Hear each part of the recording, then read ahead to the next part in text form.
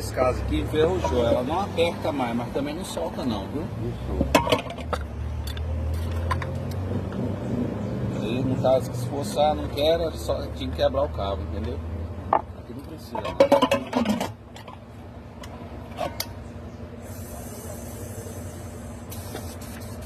Essas duas válvulas que você pode guardar, está funcionando normal.